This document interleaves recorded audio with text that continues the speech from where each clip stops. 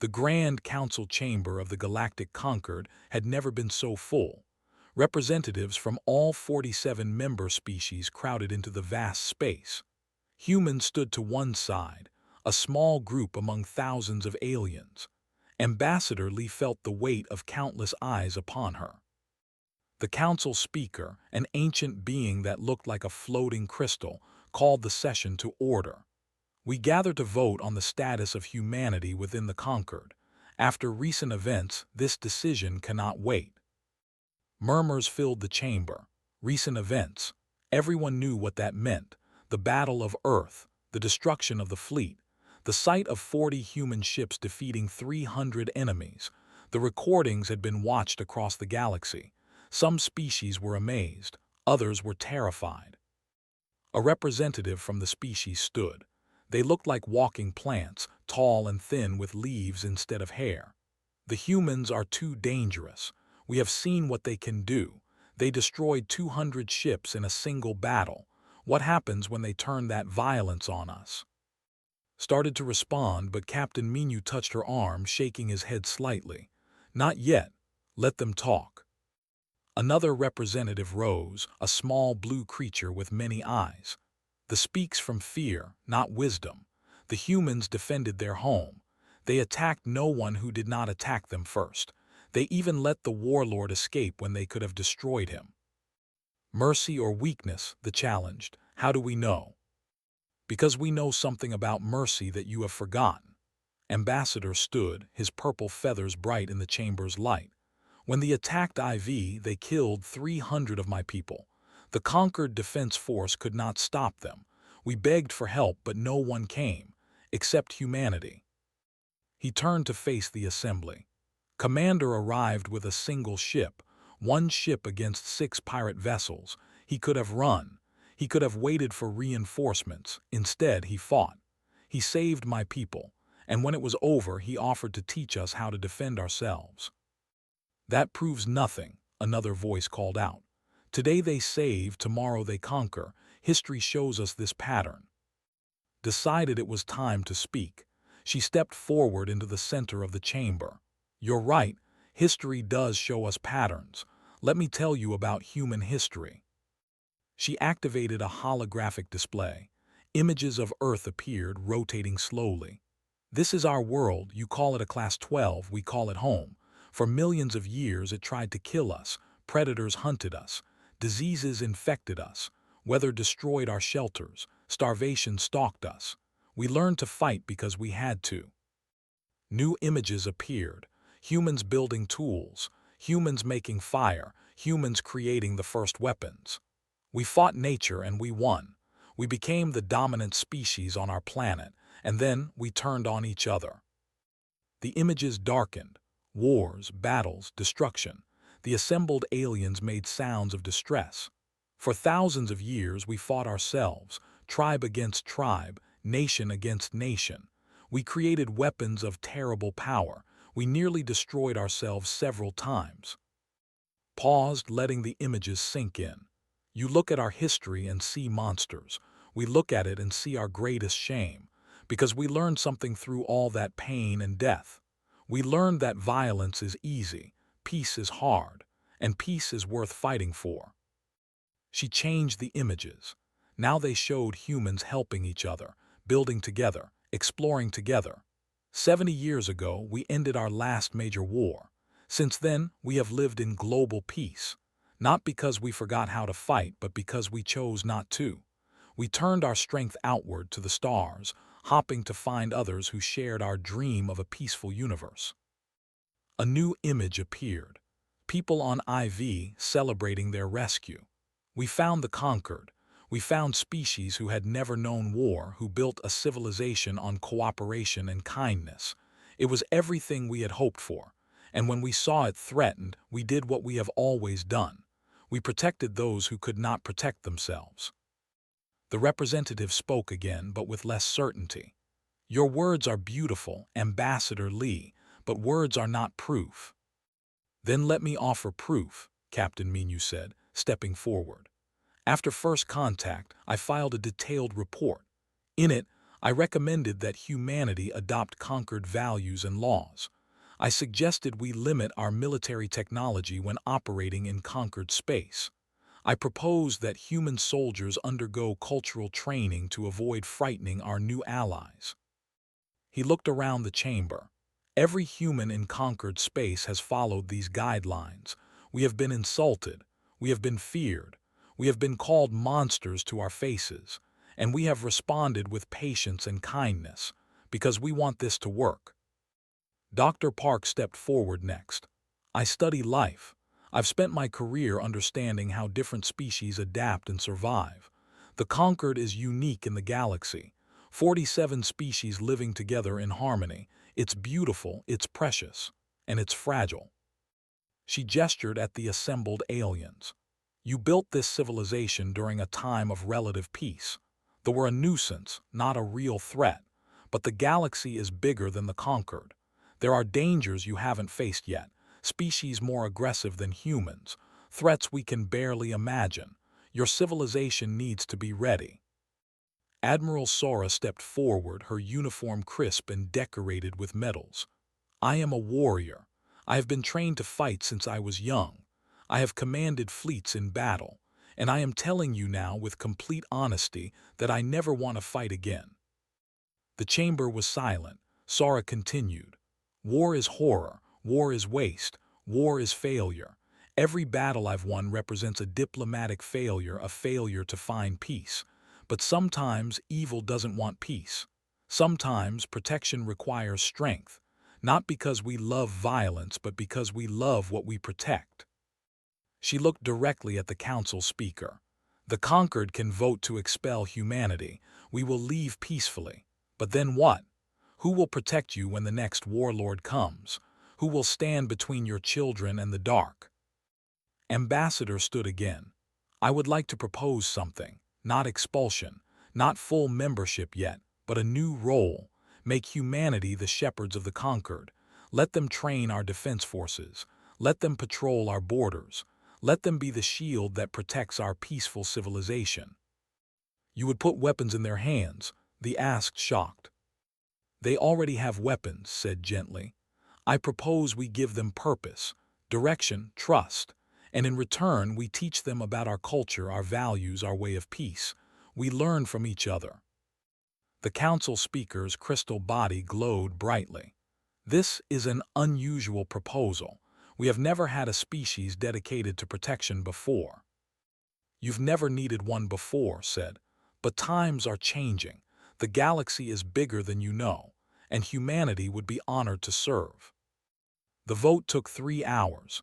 Representatives debated, argued, questioned, but slowly opinion shifted. Fear gave way to understanding. Distrust gave way to hope. Finally, the council speaker called for the final vote. All in favor of humanity becoming shepherds of the conquered, with full membership pending review in 5 standard cycles. Lights appeared across the chamber as representatives voted. One by one they lit up, green for yes, red for no, held her breath. When the count finished, 39 species had voted yes, 8 voted no. Humanity had won. The chamber erupted in sound. Some cheered. Some made their species equivalent of applause. Even some who had voted no looked relieved. Approached, his feathers high and bright. Welcome, Shepherd Lee. You have much work ahead. We're ready, said, feeling tears on her cheeks. Thank you for believing in us. That night on Conquered Station, Sigma sat in the cafeteria with a group of aliens. They were his, beings he had worked alongside for months. They had been afraid of him once. Now they were friends. One asked, a small with bright green feathers, "Are you really as dangerous as they say?" Thought about it.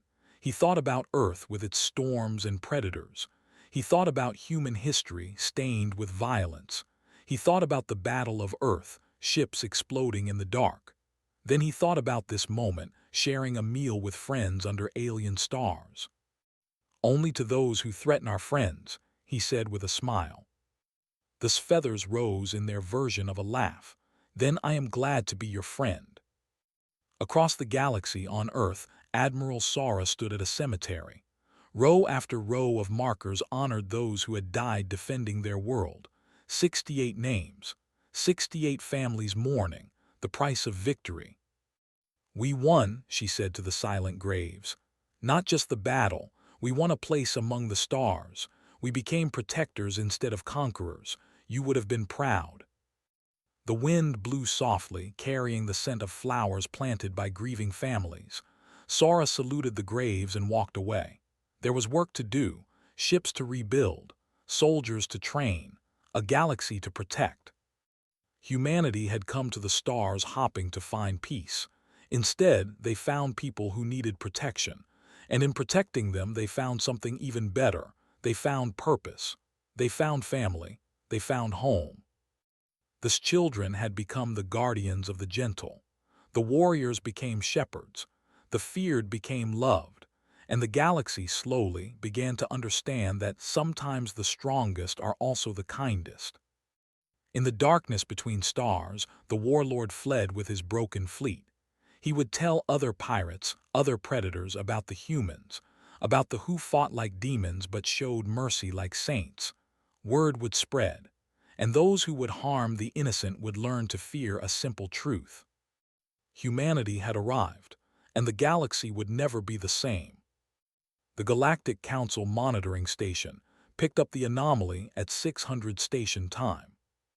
7 objects moving through space at impossible speeds.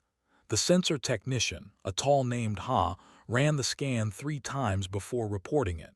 The numbers didn't make sense. Nothing moved that fast except for automated probes, and these were big, ship-sized. "Where did they come from?"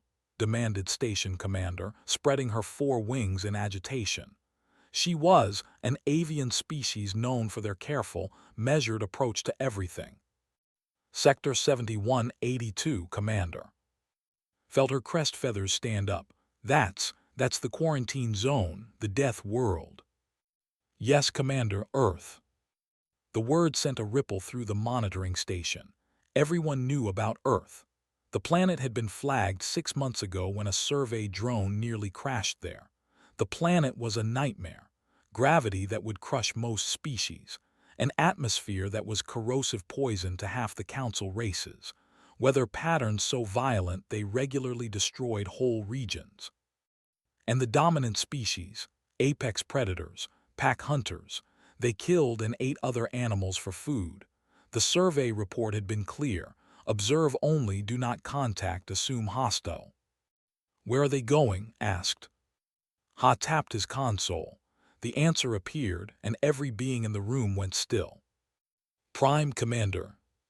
"That's impossible. That system is under Vex quarantine. Why would they?" Stopped. "Oh no, they heard the distress call." "Should we warn them off?" Considered it. The protocol was clear. The Vex couldn't be fought. 15 species had tried over the centuries. All of them were gone now. The only solution was quarantine. Seal off infected systems, let the Vex consume everything, wait for them to go dormant again. It was horrible, but it kept the rest of the galaxy safe. "No," she said finally. "Let the humans learn the hard way. Maybe it will teach them to follow quarantine protocols." But even as she said it, felt something uncomfortable twist in her stomach. She pulled up the distress call data. 15 billion souls on that planet, 2 billion of them younglings. The death were flying straight into hell to save them. She told herself it didn't matter. They would die, and that would be the end of it. Deep down, she wasn't sure she believed it. The Indomitable dropped out of FTL at the edge of the system, and immediately every alarm on the ship started screaming. "Multiple contacts," shouted over the noise. "Dozens of them, no hundreds, they're everywhere." Minu gripped his command chair. The main screen showed the system, and it looked like something from a nightmare. 4 of the system's 6 planets were covered in a gray-black substance that pulsed and writhed. Around them, massive organic ships moved through space like diseased fish. "The Vex." "Focus on Prime," Minu ordered. "That's where the signal came from." The view shifted. The planet was still mostly green and blue, but dark patches were spreading across the surface like mold. In orbit, 3 enormous Vex ships hung like bloated ticks, while smaller craft descended to the surface. "Life signs?" Minyu asked. "Detecting biosignatures," replied from the science station. "Concentrated in the southern continent, looks like. Underground shelters, they're hiding." "How many?" His voice went quiet. 2.3 billion, sir. The distress call mentioned 15 billion. That means 12 billion dead in less than a week. Minyu forced himself to breathe. "All ships battle formation," he said into the fleet-wide channel. "Science teams, find me those Vex weak points. Medical teams, prepare for planetary landing. Weapons, I want firing solutions on everything. We're going to make this very simple. Anything Vex, we kill it. Anything, we save it. Questions?" "Sir, we're outnumbered," said. "I can see that, Lieutenant. Did I ask for observations or questions?" Despite everything, smiled. "No questions, sir." "Good, all ships advance. Let's show these things what Earth is made of." The 7 human ships moved forward. The Vex responded immediately. 20 bioships broke formation and moved to intercept. At the monitoring station, watched the tactical display with growing horror. "They're not running," she whispered. "Why aren't they running?" "Commander, the human ships are accelerating," Ha reported. "They're moving toward the Vex fleet." "That's suicide." "Maybe they don't know that." On the Indomitable's bridge, Minyu watched the Vex ships approach. They were grotesque things, all twisted organic matter and pulsing veins. They moved wrong, like they were swimming through space instead of flying. "Weapons range in 30 seconds, announced weapons officer. "Target the lead ships, fire when ready." The Indomitables spoke first. Tungsten rods the size of telephone poles, accelerated to a fraction of light speed. They crossed the distance in seconds and tore through the first Vex ship like it was made of paper. The ship came apart, spraying organic matter into space. "Target destroyed," reported calmly. "Acquiring next target." The other human ships opened fire. Missiles streaked through space, trailing fire. Plasma cutters flashed. The Vex formation scattered as 3 more ships exploded. "They're adapting," called out. "The hull material is changing, getting thicker."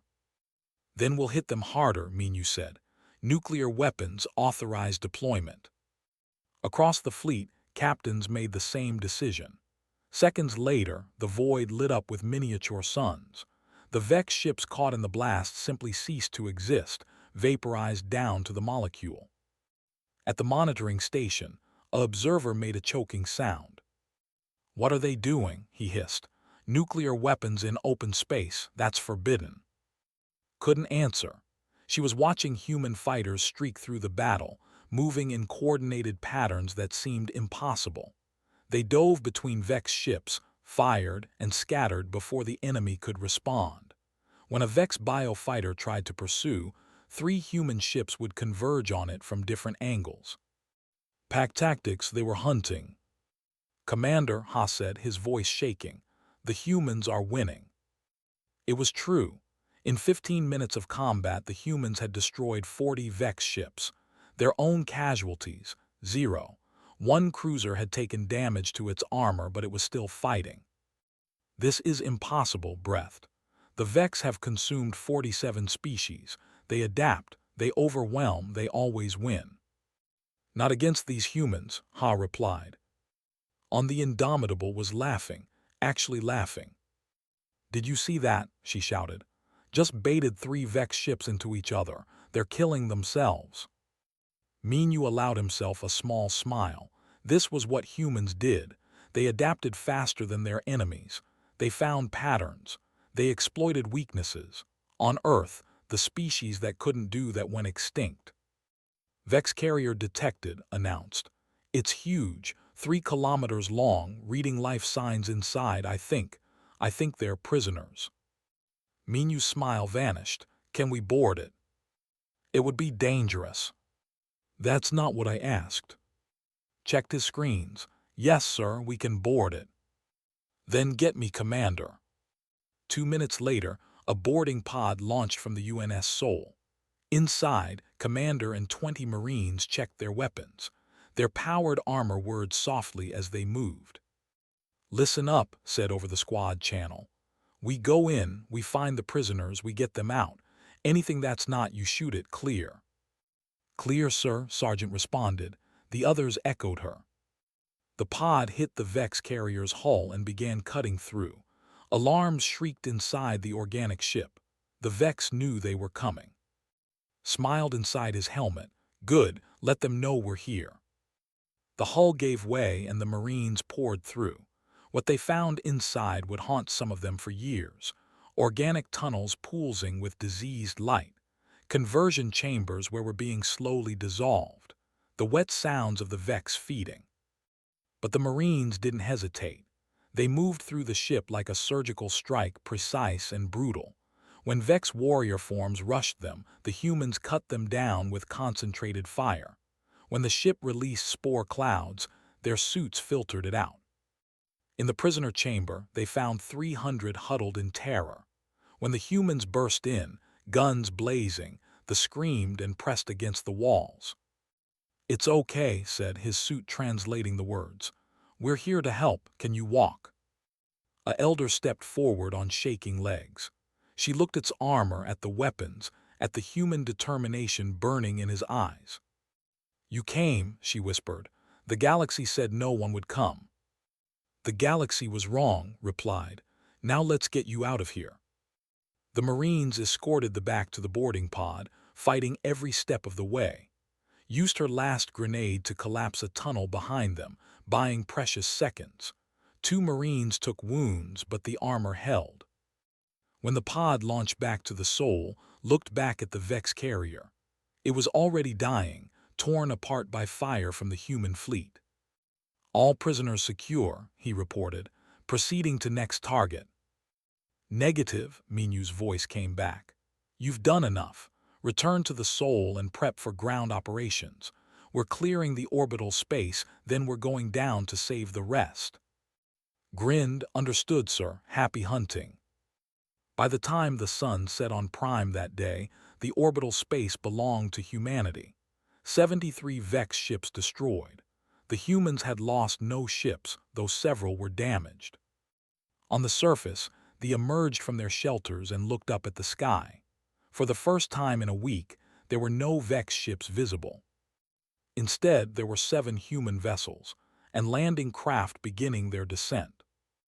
At the monitoring station, stared at the tactical display in silence. Around her, council observers were already sending reports home. The impossible had happened. The death had won. And now they were landing on Prime to finish what they started. The first landing craft touched down in what used to be the city of Era. Medical officer Jinnah stepped out and immediately wished she hadn't. The city was dead. Buildings lay in ruins, their walls covered in the gray-black Vex growth. The streets were littered with bodies or what remained of them. The air smelled like rot and chemicals. In the distance, conversion pods pulsed with sickly light, still processing the dead. "This is hell," whispered nurse beside her. "This is why we came," Jinnah replied, adjusting her medical kit. "Team split up. Search pattern Delta. We're looking for survivors. Anyone you find, bring them to the landing zone. Move." Her team of 12 medics and 20 Marines spread out into the ruins. Jinnah headed toward the largest shelter marker on her scanner, 2 kilometers east, a collapsed shopping center where life signs gathered. She found the entrance half buried under rubble. The Marines with her began clearing it with their powered armor, lifting chunks of concrete that would have taken hours with machinery. In 3 minutes, they had a passage. Jinnah went in first, switching on her helmet light. The shelter was dark, damp, and packed with. They pressed against the walls when they saw her, fear bright in their large eyes. They were tall, maybe 7 feet, with gray-blue skin and delicate features. They looked fragile, breakable. "It's okay," Jinnah said, removing her helmet so they could see her face. "We heard your call, we came to help." A female stepped forward. She wore what looked like medical robes, though they were torn and filthy. Her hand symbols were shaking. "You are human?" she asked in halting galactic standard. "Yes, my name is Jinnah. I'm a doctor." The studied her for a long moment. Then she collapsed to her knees and began crying. Around her, others did the same. The sound of their relief, their grief, filled the shelter. Jinnah knelt beside the medical worker. "What's your name?" The said between sobs, "I am a physician, or I was before the Vex came. We called for help. The council said they would, they said." "They said they couldn't help," Jinnah finished gently. "I know we're not the council. How many survivors here?" 340, but many are sick, infected, dying." "Then we'd better get to work. Can you help me?" Looked up, surprise in her eyes. "You want my help?" "You're a physician. You know these people. Of course I want your help." Jinnah stood and offered her hand. Stared at it for a moment, then took it. Jinnah pulled her to her feet. Over the next 6 hours, Jinnah and her team worked through the shelter. The medical bay they set up wasn't much, just portable equipment and field supplies, but it was more than they had seen in a week. Worked beside Jinnah the whole time, and slowly her professional calm returned. "This one has spore infection," said, pointing to a young male. 3 days old, there's no cure, he'll be dead by morning." Jinnah examined the patient. Dark veins spread across his skin, pulsing slowly. Vex spores converting him from the inside. She'd read the briefing files. The council said it was always fatal. "Do you trust me?" Jinnah asked. Yes." "Good." Jinnah opened her medical kit and pulled out a syringe filled with pale blue liquid. "This is an experimental antibiotic cocktail. We developed it on the flight here based on Vex tissue samples. It might kill him, or it might save him, but doing nothing definitely kills him." His eyes widened. "You developed this in 14 hours. "We had a very motivated science team." Jinnah prepared the injection. "Hold him steady." The male screamed when the medicine hit his bloodstream. His body convulsed. The dark veins flared brighter, then began to fade. Slowly at first, then faster. Within 20 minutes his skin was clear. "Impossible," breathed. "Possible," Jinnah corrected. "How many others are infected?" 43. "Then let's save 43 lives." By the time the sun rose the next day, all 43 infected were recovering. Jinnah hadn't slept. Neither had her team. They moved through the shelter treating wounds, distributing food, offering comfort. The watched them with something like awe. Found Jinnah sitting against a wall, drinking water and checking her tablet. "You should rest," the physician said. "Can't, too much to do." Jinnah showed her the tablet. "We've located 17 more shelters in this region. Estimated 30,000 survivors total. Our teams are spread thin. Your people have been working for 18 hours straight. People are dying. We'll rest when we're done." Sat down beside her. "Why?" "Why what? Why are you doing this? You don't know us. We can't pay you. Your council warned you away. Why come here? Why risk your lives for strangers?" Jinnah was quiet for a moment. 3 months ago, we found ruins of dead civilizations on other planets. We wondered what happened to them, if someone heard their calls for help, if anyone tried to save them. She looked at. "We decided that if we ever heard someone calling, we'd answer, because that's what we'd want someone to do for us. But it's dangerous. Everything worth doing is dangerous." Made a soft sound. In culture, it was laughter. "You speak like a warrior, but you heal like a caretaker. What strange creatures you are." "We're human," Jinnah said simply. "We're both." Across the planet, similar scenes played out. Engineer and his team worked in the city of restoring power to underground shelters. The engineers watched in amazement as humans repaired in hours what they thought would take days. "How do you work so fast?" one asked. Wiped sweat from his face. "Because people are cold and scared in the dark. That's motivation enough." In the northern continent, led a science team through ruined farmland. The The Vex had poisoned the soil, making it dead and gray. The farmers said nothing would grow there for decades. Proved them wrong in 3 days. Using portable soil processors and bacterial treatments from Earth, she began reversing the damage. The watched as green shoots pushed through gray earth. "It's growing," one farmer whispered. "Our crops are growing." "Not your crops yet," said with a smile. "These are earth plants, fast-growing, high nutrition. They'll help restore the soil. In 6 months you can plant your own crops again." Why share this technology? Because you need to eat, and because knowledge isn't worth anything if you don't share it. But not all the work was peaceful. Commander and his Marines swept through the Vex-infested zones, clearing out the remaining enemy presence. The Vex had dug deep, creating hives beneath the surface. The Marines went in after them. "Contact left," Sergeant called out as her squad moved through a Vex tunnel. 3 warrior forms rushed them, screeching. The Marines cut them down with precise fire. "Clear, moving forward." They found a conversion chamber deep in the hive. Dozens of suspended in organic pods slowly being dissolved. Some were already too far gone, but others. "Get them out," ordered, "all of them." The Marines worked fast, cutting free and carrying them toward the exit. Behind them they set charges. When the last survivor was clear, triggered the explosives. The hive collapsed into itself, crushing the Vex beneath tons of rock and earth. One they rescued, a young male named Kel, looked at the smoking ruins. "They called you monsters," he said to the Vex. "Before we learned to fight their mind speak. They said death were coming, beasts from a savage planet." "They were right," replied. "We are beasts, but we're your beasts now." Back in the main shelter, Jinnah was examining a child when approached with news. "Dr. Jinnah, there's something you need to see." Jinnah followed her to the communication room, where a technician was working on restored equipment. "We've been monitoring the galactic channels," explained. "The Council is talking about you, about what you've done here." The screen showed a recording of the Galactic Council chamber. Hundreds of alien species gathered, all talking at once. The human translator worked to keep up. Violations of quarantine protocol. Unauthorized use of nuclear weapons. Dangerous precedent. They should be sanctioned.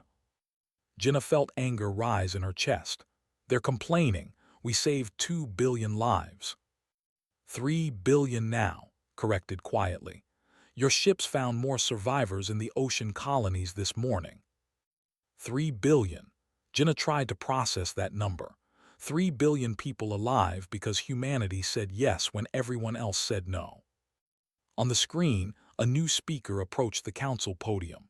The translator identified her as ambassador of the humans violated our laws, said, "But perhaps our laws were wrong. I watched them fight, I watched them win, and now I'm watching them heal." She paused. "The Vex have destroyed 47 species under our watch. We said it was unavoidable, but the humans didn't avoid it. They faced it. They won." Another council member stood. "They're too dangerous, too violent." "Yes," agreed. "They're very dangerous, but ask yourself this, dangerous to who? The Vex feared them.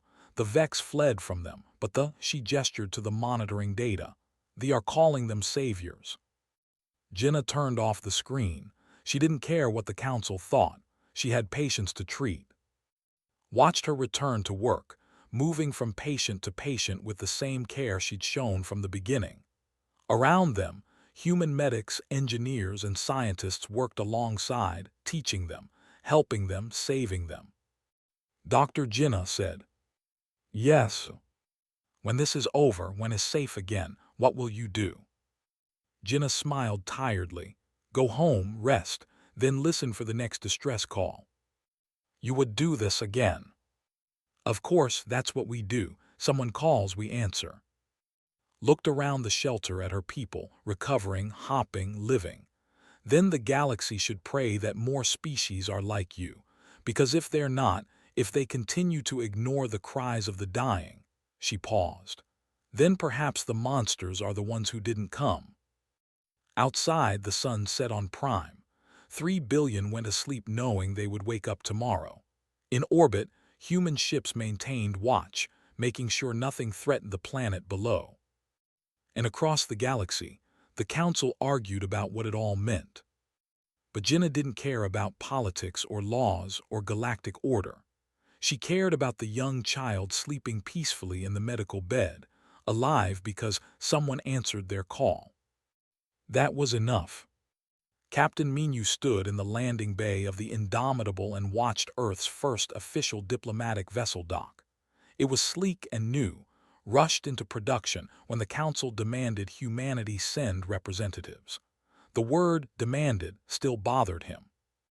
Ambassador stepped out first. She was young for such an important position, barely 40, but her eyes carried the weight of representing an entire species.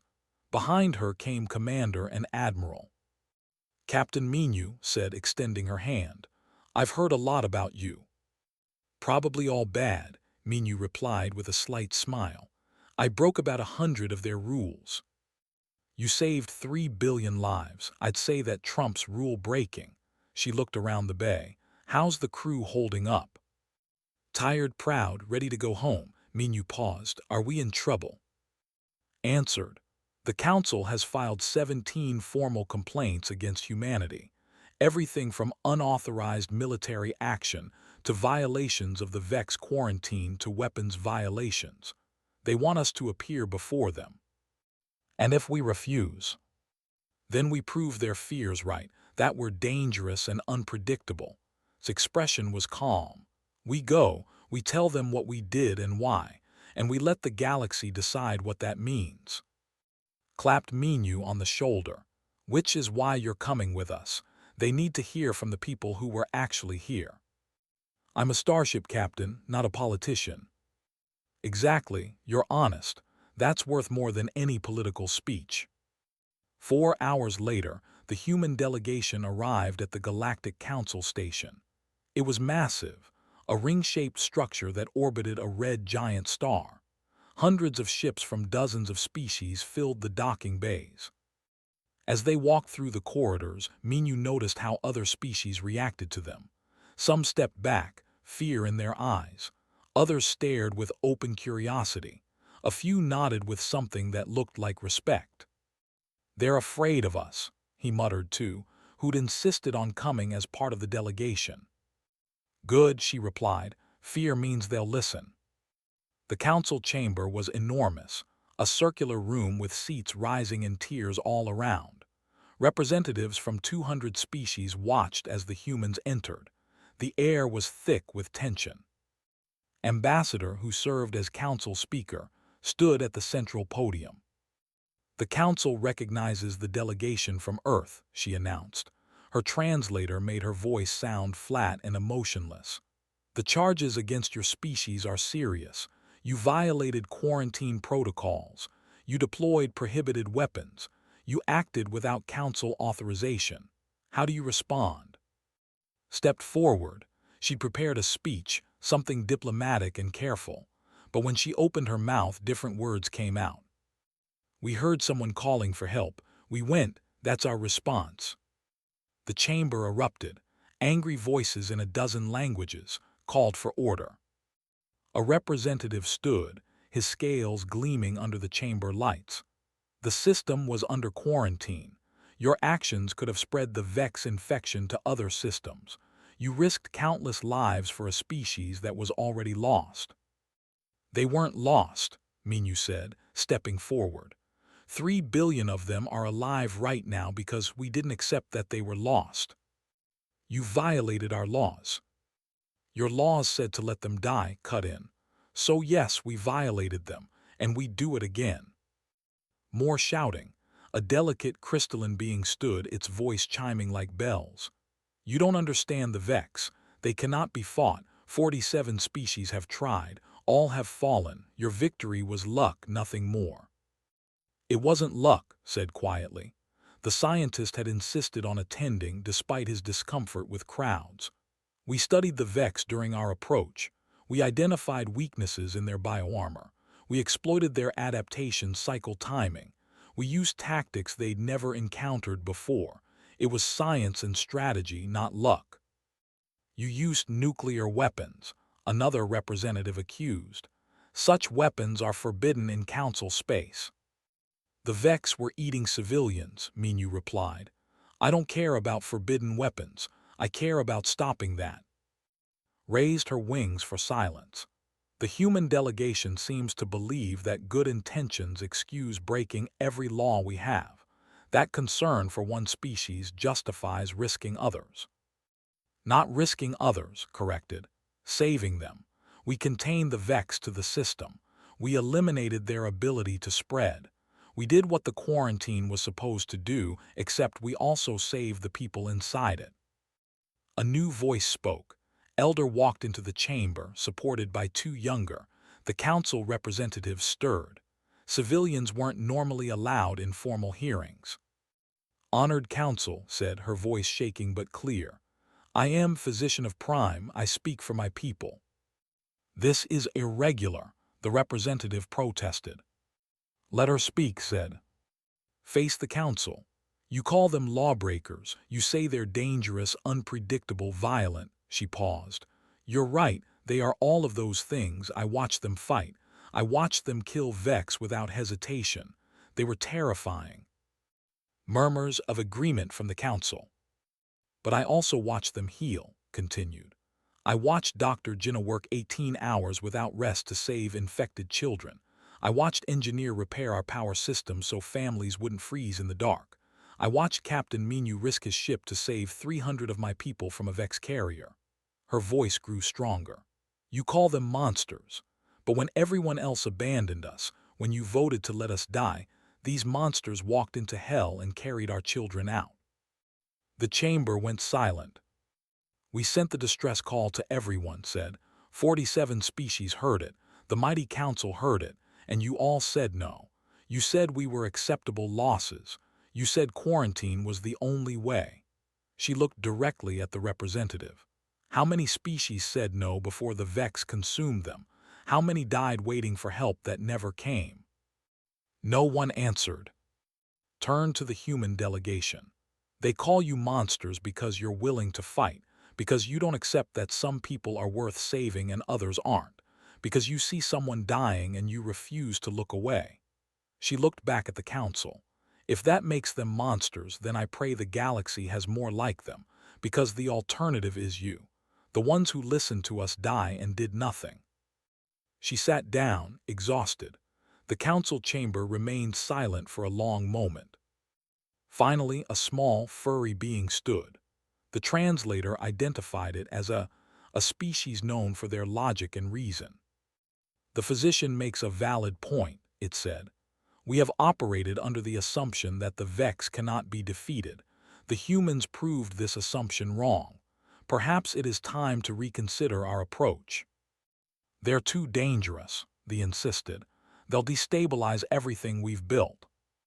You've built a system where billions die and everyone calls it unavoidable, said, his admiral's voice carrying authority. If that's stability, then maybe it needs destabilizing. Spread her wings. The Council will vote on humanity's admission to galactic society, those in favor. The chamber dissolved into chaos. Arguments broke out. Some species stood in support, others in opposition. Minyu watched it all and felt tired. They'd come here to explain themselves, to defend their actions. Instead, they were being judged for caring too much. Must have felt the same, because she stepped to the podium and spoke without permission. We don't need your approval, she said, her voice cutting through the noise. We came here as a courtesy to explain what we did, but we're not asking for permission to help people. If someone calls for help tomorrow, we're going. If the Vex attack another system, we're going to stop them. You can vote us into your council or vote us out. Either way, we're going to do what's right. And what gives you the authority to decide what's right? They demanded. The same thing that should give you that authority, Minyu answered. Conscience, empathy, the basic recognition that every life matters. He looked around the chamber. You're right about us. We're violent. we're dangerous. We evolved on a planet that tried to kill us every single day, so we learned to fight back. But we also learned something else. We learned that strength means nothing if you don't use it to protect others. Added, you've watched us for months. You know what we are. We're not perfect. We make mistakes. We argue. We disagree. But when someone needs help, we come together. That's humanity. Looked at the human delegation for a long moment. Then she turned to the council. We will vote, she announced, all in favor of admitting humanity to the Galactic Council. The counting took an hour. When it finished, the chamber fell silent, looked at the results, and something crossed her face. Surprise, maybe, or respect. The vote is split, she announced. 100 for, 100 against. The deciding vote falls to the council speaker. She spread her wings wider. For the record, I voted to observe humanity from a distance, to keep them quarantined like their death world. I thought they were too dangerous to let into galactic society. She paused.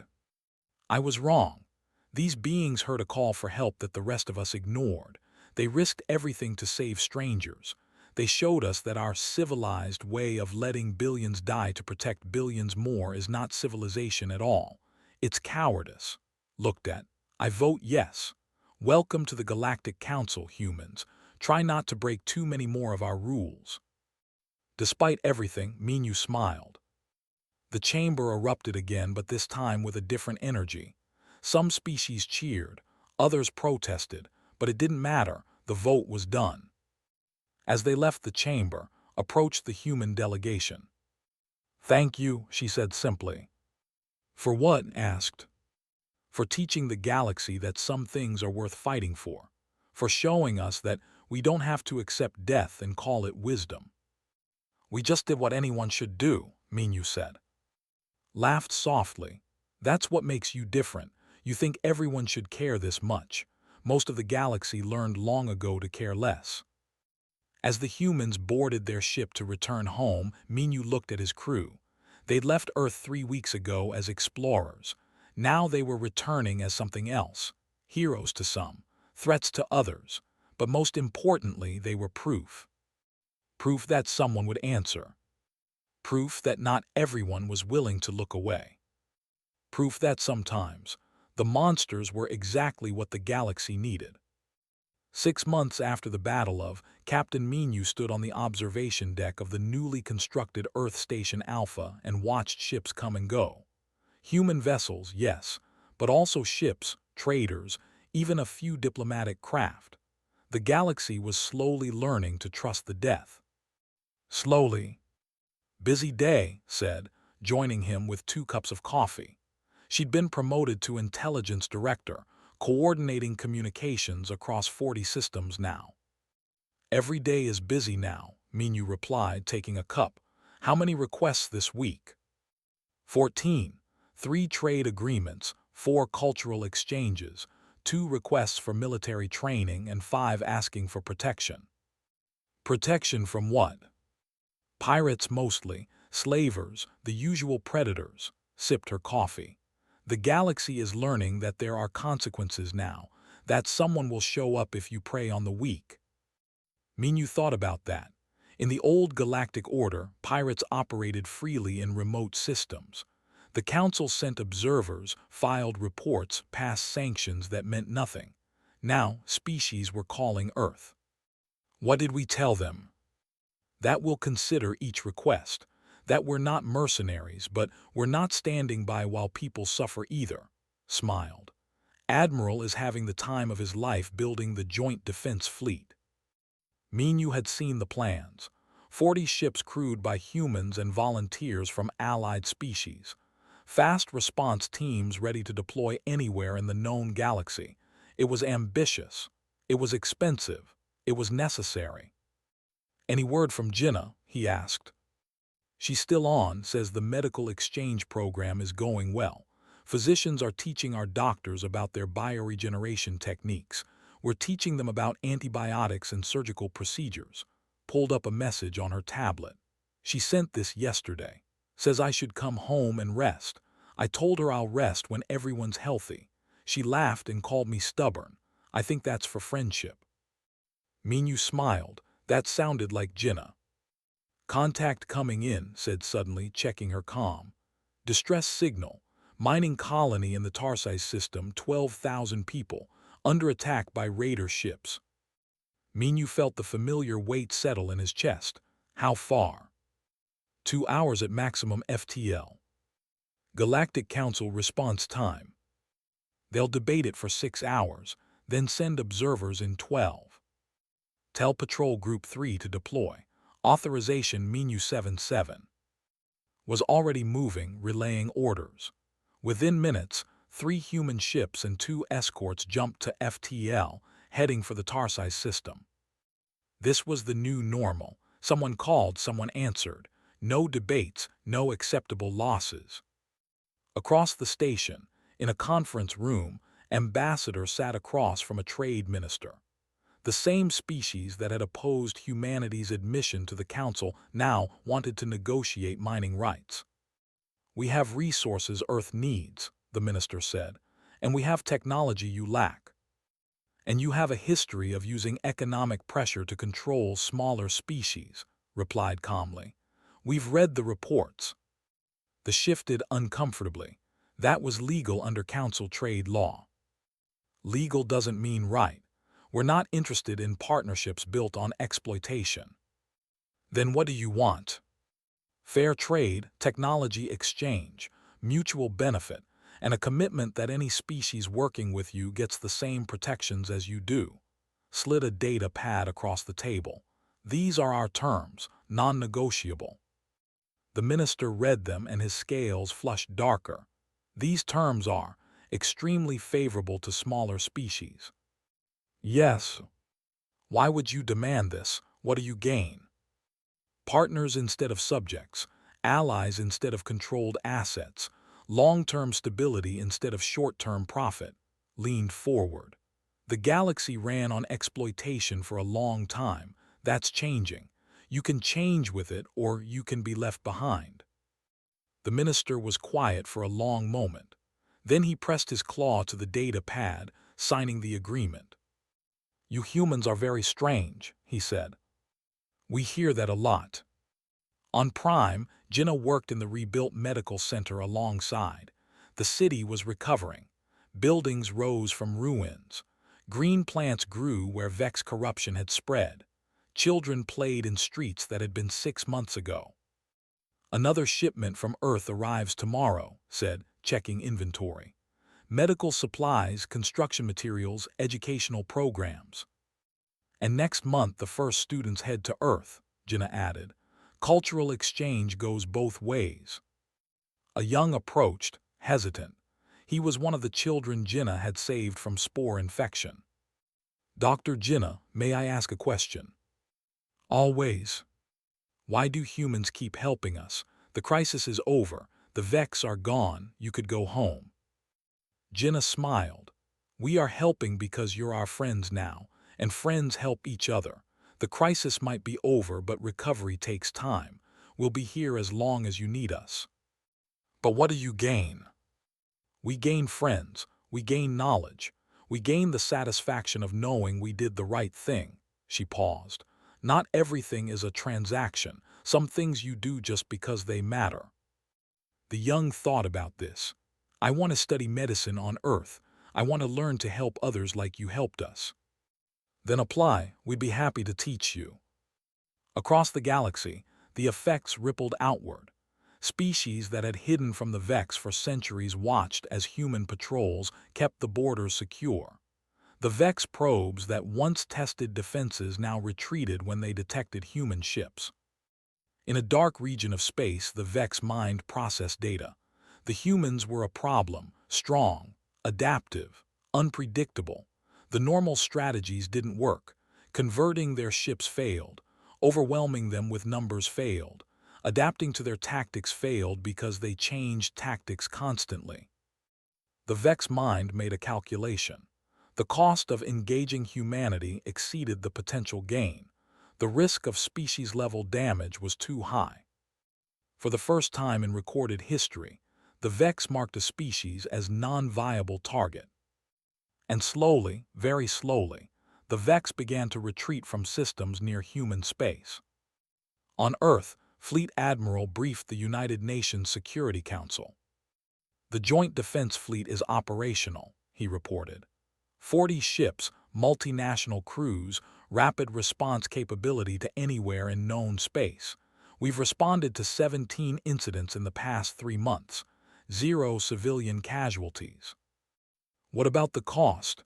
asked the Chinese representative. "Considerable, but 14 species have offered to share the expense. Technology transfers have accelerated our development by decades. The economic benefits alone justify the program." "And the political situation?" asked the American representative. "Complex. We have 43 firm allies. 20 species are neutral but friendly. 37 are opposed to our involvement.